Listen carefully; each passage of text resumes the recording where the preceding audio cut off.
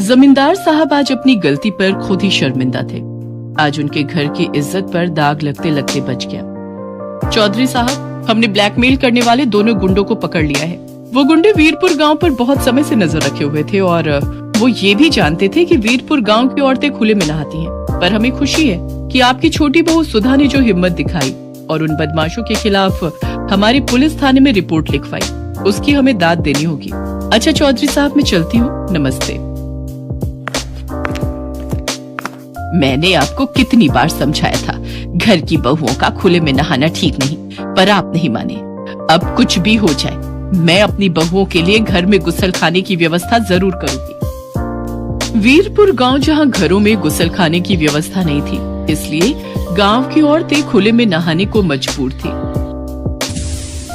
अरे नई बहू, सोकर उठी नहीं क्या? स्नान के लिए नदी पर जाना है। बड़ी भाभी, नहाने के लिए नदी पर? लेकिन यूं खुले में नहाते हुए कोई देख लेगा तो? हाँ सुधा, इस गांव में औरतें खुले में ही नहाती हैं और वैसे भी गांव के लोगों को पता है कि जिस समय गांव की औरतें नदी पर नहाने जाती हैं, उस समय गांव के मर्द नदी के आसपास भी नहीं फटकते।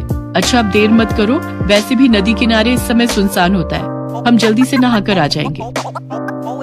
मालिनी और सुधा नदी पर नहाने के लिए जाती हैं। गांव की बहुत सी औरतें पहले ही नदी पर नहा रही थी। सुधा को बहुत शर्म आ रही थी। मालिनी भाभी, ये तो बहुत अजीब लग रहा है, अगर किसी ने हमें देख लिया तो हमारी इज्जत तो मिट्टी में मिल जाएगी।